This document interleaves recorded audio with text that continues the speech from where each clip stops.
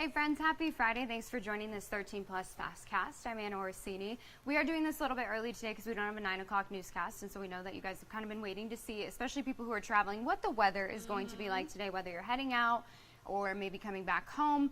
And looking at the situation right now, Mallory, not a meteorologist, I've said this before, but that doesn't look great, whatever we're seeing up there. Yeah, so that's kind of strange because obviously it looks a lot differently than what we're seeing here in Tucson, but Mount Bigelow dealing with what looks like a band of clouds moving over. I don't know if there's any actual moisture reaching the ground with that, but maybe a bit of fog and some gusty winds. But here in Tucson, definitely a different story as we take a live look toward the Catalinas. We're sitting at 62 degrees right now at TIA. Winds coming in from the east around 6 miles per hour. Dew points are fairly low in the 30s. Now, let's take a big picture view of the country because I know a lot of you are traveling. We are tracking some rain across the state of Florida, moving into central Florida this morning. A little bit of that rain has moved into Georgia and South Carolina, but more so the blue, what you're seeing there, the snow through the Rockies over into Nebraska and Kansas. This will be the next system that we really watch for those areas just off to our north. So that's going to be today. Chance of a rain-snow mix in northern Arizona this afternoon and evening. Here locally in southern Arizona, we could see just a light shower tomorrow morning before this system pushes off to the east. So you can see some impacts from Chicago down to the Gulf as we head into Sunday afternoon, and then this system will continue to race eastward throughout the day on Monday. So it'll be pretty quick moving once we head into the end of the weekend and into early next week. Back here at home, just that slight chance primarily north of Tucson tomorrow. Otherwise, cooler temperatures, mid to upper 60s Saturday and Sunday. Low 60s for high temperatures in Sierra Vista this weekend under partly sunny skies. If you're heading to Tempe for the Territorial Cup, good football weather expected. Mid to upper 60s, mostly sunny skies, and some lighter winds tomorrow. But as far as today is concerned, mostly sunny to partly cloudy skies. Temperatures near those climate normals in the 60s and 70s. And then overnight lows tonight will be dropping back into the 30s and 40s. You can see some light rainfall possible primarily off to the north of Tucson tomorrow morning, and then that does zip out pretty quickly throughout the day. Otherwise, those cooler highs in the 50s and 60s. Biggest nuisance to today's weather will be some gusty winds, especially this afternoon, 25 to maybe 30 miles per hour. Your 7-day forecast here, you can see we cool off this weekend thanks to that system off to our north. We warm back into the lower 70s early next week before we cool into the 60s again by Thursday.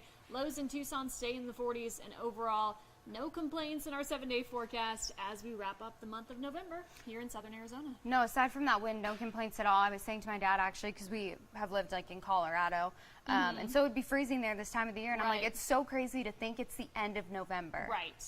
You really have to check the calendar when you live here in Arizona. Because it's so nice. And there's a reason we have snowbirds this time of year. Absolutely. Sure. I mean, if we have to take a little bit of wind and see 73 degrees, we'll do it. I think we'll take it. Absolutely. Thank you, Mallory. Appreciate course. it.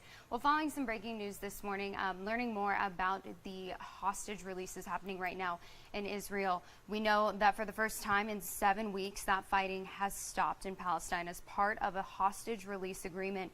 The ceasefire will actually last 4 days. The hope is that by the end of it, 50 Hamas hostages will be released during that time frame.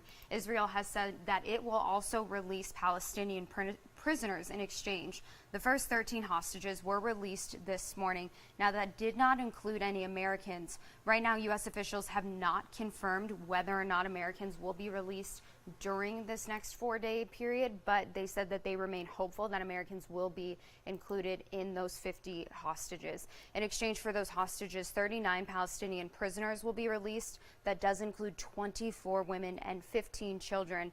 As part of the truce, some much needed aid also arriving and entering into Gaza this morning. But we do know that Israel's defense minister has vowed to continue the fight forcefully after the truce, saying that he expects at least 2 more months of battle. So this is something we'll keep a close eye on today, and of course let you know if we get any updates about some of the Americans that are being held hostage. Some more breaking news today from overseas. Oscar Pistorius has been granted parole 10 years after shooting and killing his girlfriend. A Department of Corrections spokesperson said today that Pistorius will be released from prison. That will be happening on January 5th. He's been in prison since late 2014. He actually turned 37 this week and was given a second chance at parole after he was wrongfully ruled ineligible at a first hearing in March. Pistorius, who is a double amputee, was one of the world's most admired athletes when he shot and killed Riva Steenkamp multiple times on Valentine's Day in 2013. Of course, here in the United States, a big day today for all of you shoppers, both in stores and online. It is Black Friday, but experts say that finding the best deal online can actually depend a lot on when you shop. So even as inflation starts to come down, stores are going to be cutting prices at certain times to bring more people in. For example, tomorrow you can expect some deals on computers. On Sunday, they say that you'll find the best discounts on clothes and on toys. And then Cyber Monday, they say, is the best day for electronics and furniture deals. Thursday, you could see lower prices on things like appliances. Of course, the best thing for you to do is compare those prices and make sure that you are actually getting the best deal.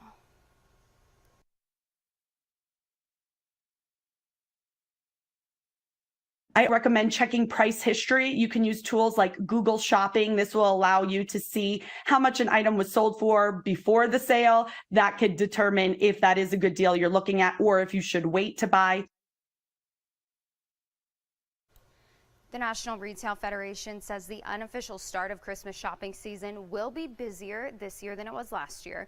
Nearly 75% of shoppers say they will be out buying something today, whether that is in stores or online.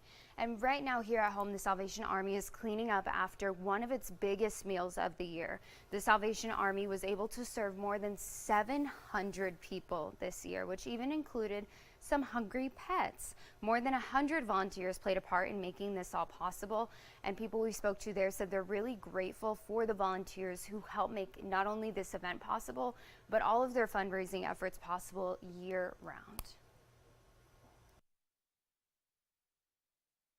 The volunteers, they come out of the woodwork and they want to volunteer for this. They want to serve and they want to clean up, and I don't want to do that at home, let alone these people wanting to come here. It's a wonderful opportunity for a family or just, people who are no longer having kids at home.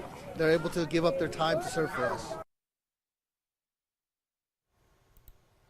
Now the Salvation Army will kind of shift their focus from here, and it will turn to their annual Red Kettle Drive.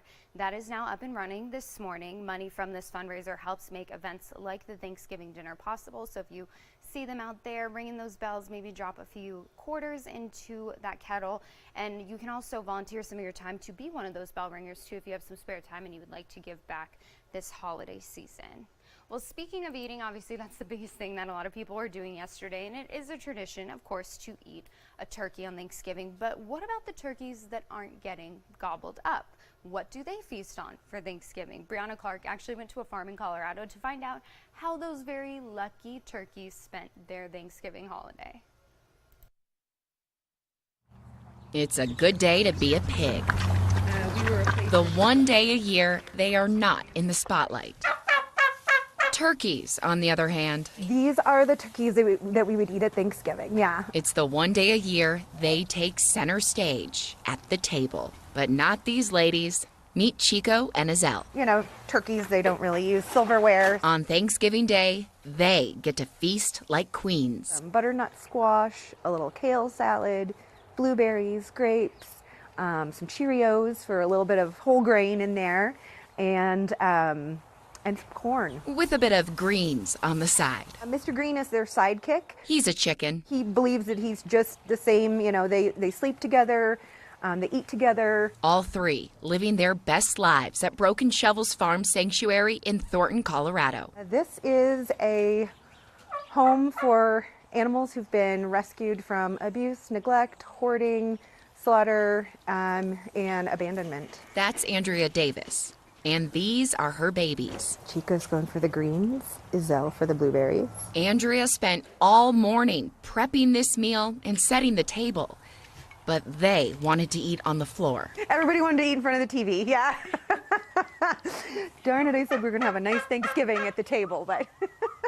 Typical kids. Food still on the plate, and they move on to something else. And then they go and grab a bag of potato chips. In this case, it's alfalfa with the goats, followed by a much-needed nap time. These babies are all going to start falling asleep here. They're just like little tiny toddlers. Ending their day with full bellies, surrounded by family. The perfect Thanksgiving for a couple of turkeys. Well, going ahead and taking one last look out at Mount Bigelow, and you can see those really windy conditions up there, barely any visibility. So wind's going to be a big thing that we're keeping an eye on throughout the day. If you are planning on traveling, just keep that in mind. Drive safely, build in some extra time just in case there are those gusty conditions so that you can slow down. We hope you had a great Thanksgiving and great holiday weekend ahead. Of course, go Cats, who are playing ASU tomorrow. So if you're traveling to Tempe, keep those wins in mind. Have a great time at that game, and we will see you back here later today. Thanks for joining this 13 Plus FastCast.